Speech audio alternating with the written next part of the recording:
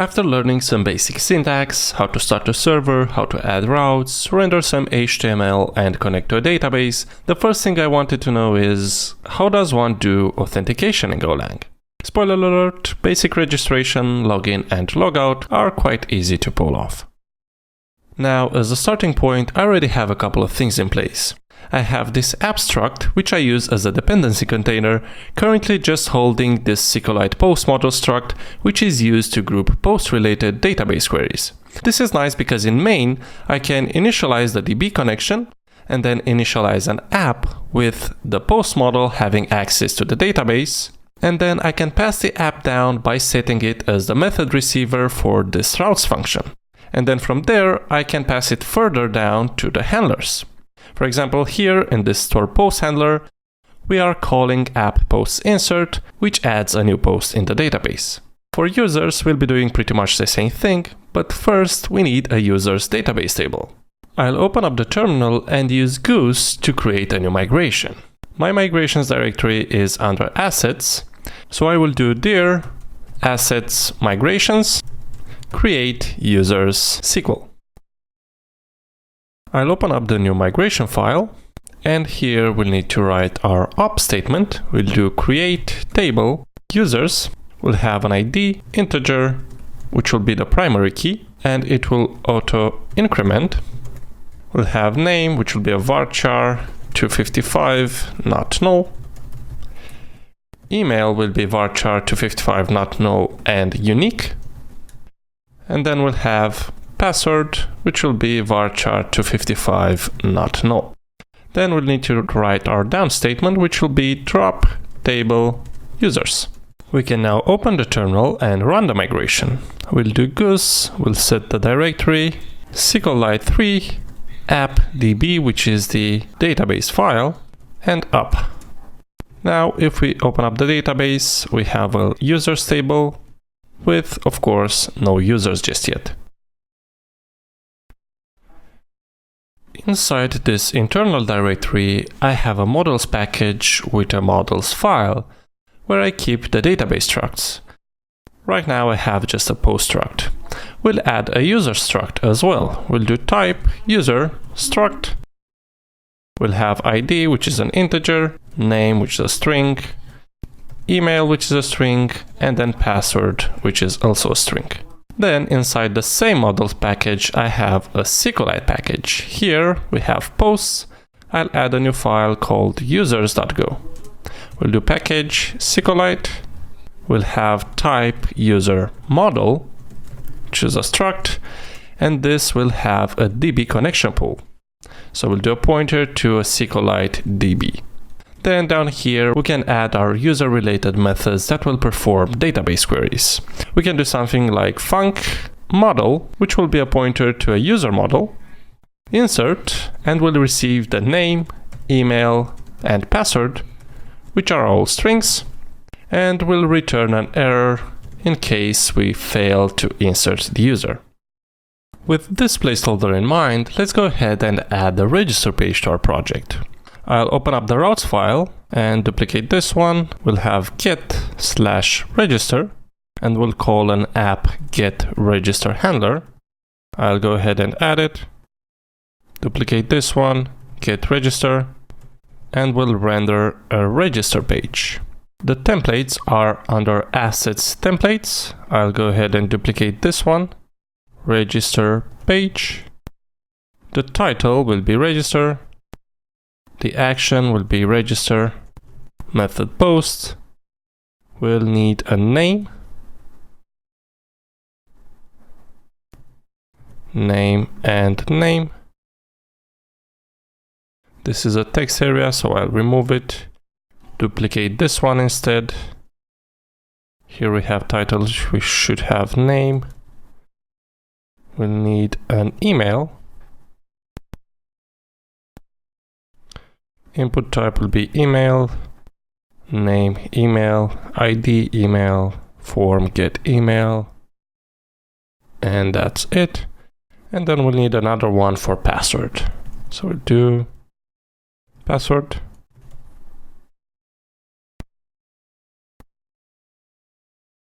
And then down here we'll do register. Alright, I'll save this. Restart the server. Go in the browser to localhost 8000/register. And here is our registration form. Moving on, we can add our post register route. So I'll go to routes, duplicate this one, it will have post, and then the handler will be store register. Let's go ahead and add it. Store register. We'll go ahead and parse the form. And if we have an error, we'll do HTTP error, pass it the response writer, the error message, and status 400 bad request. Otherwise, we'll continue by calling the app users insert method. However, there is no users on our app. That's because we haven't added the user model. For that, we'll go to main.go. And we'll do basically the exact same thing we have with the post model. We'll have users, SQLite user model, and then down here we'll initialize app with users, SQLite user model, to which we'll pass the DB. Now if we go to our handler, we'll do app users insert, and we can pass it the request post form, get name, email, and password. Of course, this returns an error, which we can then check if error is not nil. We'll do HTTP error, pass it the response writer, the error message, and status will be 500 internal server error. And finally, assuming everything went well, we'll do a redirect. We'll do HTTP redirect, pass it the response writer, the request, and let's say we'll redirect to the login page, which we don't have yet, but we'll add it, and then status will be 302. Moving on, let's go and implement the insert method. The first thing we're going to do is generate a password hash using bcrypt, more specifically the generate from password method, which takes in a slice of bytes from the plain password and the cost factor. The cost factor can go up to 31, and the higher it is, the more secure the hash is, but that also comes with a performance cost. 12 is just a commonly used value. Then we'll check if we have an error, and if that's the case, we'll return it. Otherwise, we'll continue with our statement. We'll do insert into users, name, email, and password, values, question mark, question mark, question mark, and then we do not care about the row, so we'll ignore it. Error, model, db, exec, pass it the statement, the name, email, and password hash. So we're not passing the plain password, we're passing the hashed one. Then we'll check if we have an error, return it. Otherwise, we'll return nil, meaning that the user was successfully added to our database. If we restart the server, we get an error saying no required model provides package. That means we need to pull in this package. I'll run this, restart again, and we're good to go. I'll go in the browser, refresh, enter a name, email, and password, register. We are redirected to login, which doesn't exist just yet. But if we go in our database to our users table, we have a new user, and here is the hash password. Next up, let's go ahead and add the login page. I'll open routes, duplicate this one. We'll do get login, app get login. I'll go here and duplicate this one, get login, and we'll render a login page. I'll go ahead and duplicate the register page, login page. Title will be login, action will be to/login, method post. We no longer need the name, we'll just need the password, the email, and password. And here we'll do login. All right, let's go ahead and restart the server. Go in the browser, refresh this page, and we now have a login page. Let's go and implement the post login endpoint. I'll go to routes, duplicate this one, change this to post, store login, go to handlers, and I'll grab this one. It's much easier to adjust. We'll do store login, we'll parse the form, and instead of insert, we'll do a method authenticate, which of course we do not have just yet, so we'll add it. I'll go to users, and we'll duplicate this. We'll have the user model, authenticate, email and password, and we'll return the user ID, which is an integer, and an error. We'll need a variable to store the ID, and another one to store the password hash, and this is a slice of bytes. We'll have our statement, select ID and password from users, where email is question mark. Then we'll grab the row using mdb query row, we'll pass in the statement and the email, and finally we'll scan the values. We'll do row scan, point them to ID and password hash. If we get an error, we return 0 and the error. Otherwise, we'll continue by checking if the password hash matches the password. We'll do error equals bcrypt, compare hash and password. We'll pass in the password hash and a slice of bytes from the plain password. If we get an error, it means that the password does not match, so we'll return 0 and the error. Otherwise, we'll return the ID and nil. So we are getting the values from the database, we are comparing the passwords. If they do not match, we return 0 and the error. Otherwise, we return the user ID and nil. Let's go to our store login handler, and we'll accept the ID. If we get an error, we'll return 500 status code. Otherwise, let's just log out the ID. So we'll do log println ID, and we need a colon here. I'll restart the server, go in the browser, I'll enter the email and the password. We are redirected to log in. We should just redirect to the home page. And if I look in the terminal, we see the ID of our user, meaning that we were successfully authenticated, but then again, this authentication is not maintained. To do that, to maintain the user authentication, we'll need a session manager. And one of the most used session managers in Golang is the Gorilla session package. I'll accept all this, and this is the one. Let's see how we can install it. We just need to go get Gorilla sessions. I'll open up the terminal, go get this, and then to use it, we'll need to create a new cookie store and provide a secret key. Let's search for random string generator. I'll generate a 32 character string. Grab this. We'll go to our main file, and now inside the abstract we'll also have a session, which will be a pointer to sessions cookie store.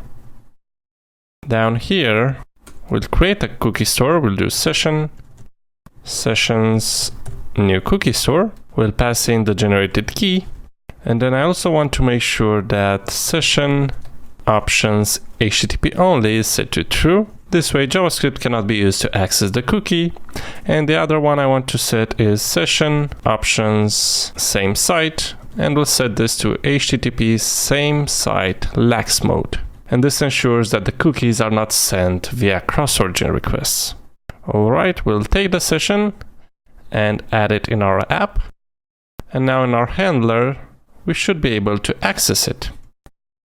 The way you put something in the session is you get the session and the error is ignored because get always returns the session even if it's empty. So I'll just grab this, paste it in. Instead of store, we'll have app session.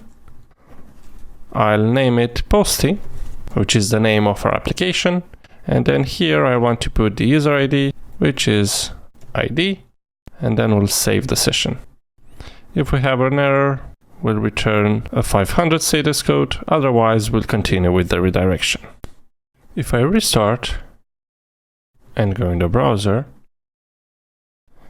I'll open up the DevTools, go to Application, Cookies. We have no cookies just yet, but once we log in,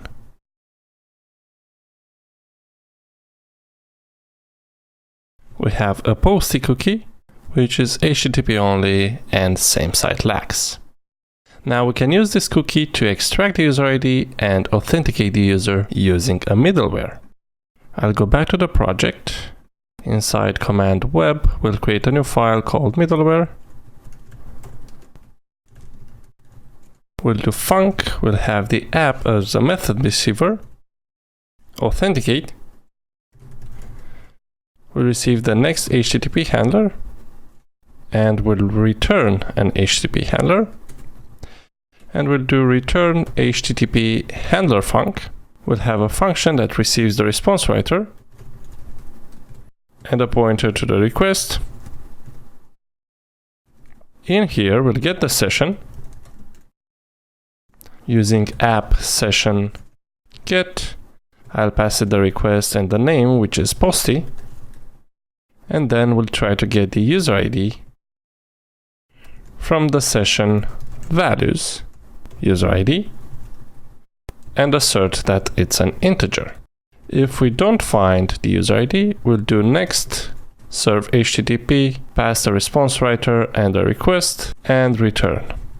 So if we don't have a user ID in our session, we'll just forward the request to the next handler. Otherwise, we need to try and fetch the user from the database. And for that, let's say we have an app users find method, which receives the user ID. Of course, we do not have such methods, so we'll go to the users Go file, duplicate this one. We'll have find, pass in the ID, which is an integer, and we'll return a model's user and an error. Here we'll need a variable to store the data, and then our statement will be select ID, name, email, and password from users where ID equals question mark. Then we'll have row, mdb query row, we'll pass in the statement and the ID. We'll read the row, we'll do a row scan, point to the user ID, name, email, and password. If we have an error, we'll just return an empty user and the error. Otherwise, we'll return the actual user and nil. Now that we have our find method, we can go back to the middleware, and here we'll have the user and a potential error. If error is not nil, that means we couldn't find the user. We'll do the same thing. We'll just forward the request to the next handler. Otherwise, we'll create a context. Using context with value, we'll grab the request context and set the user to user. Then we'll do next serve HTTP, pass it the response writer and the request with the new context. And here is complaining that we shouldn't use built-in type string as the key for value. We should define our own to avoid collisions. Meaning that we should define a new type, context key, and then create context key user, context key user. So I'll grab this and replace user with it. Alright, so this middleware tries to get the user ID from the session. If it doesn't find one, it just forwards a request to the next handler. Then if we do have a user ID, we try to get the user from the database. If we do not find a user, we forward the request to the next handler. Otherwise, we attach the user to the context and forward the request to the next handler. The next thing we need to do is apply this middleware. I'll open up the routes file and we'll apply it to all the routes. we'll go here and do app authenticate and pass in mux, which mux itself is an HTTP handler. To verify that all this is working, we can go to our handlers, and every page calls this render function. If we go inside it, here we can add the user to our template data. So we can, well, first we'll have to verify that data is not nil. So if data is nil, we'll initialize new data. So we'll do page data, and then we'll try to get the user from the request context. We'll do user, okay, request context value, and we'll pass the context key user, and we'll assert this is a models user. All right, if okay, we'll set data of user to user. And now we should be able to go to our main layout. So I'll open up the main layout, and let's say have this flex justify between. Here we can do something like we'll have a div with user, and we'll do div text sm text gray 500 and say something like welcome.name. So if we have a user, we'll render this. And I think we can even remove this div. All right, I'll restart, go in the browser, refresh, and we are now authenticated. So every time a page will be rendered, because we have this render function, this will get the user from the request context. And the user is put in this request context using the authenticate middleware, which is applied to all of our routes. Now to log out, we'll define a new route, post logout to store logout. We'll go ahead and add that. I'll duplicate this one.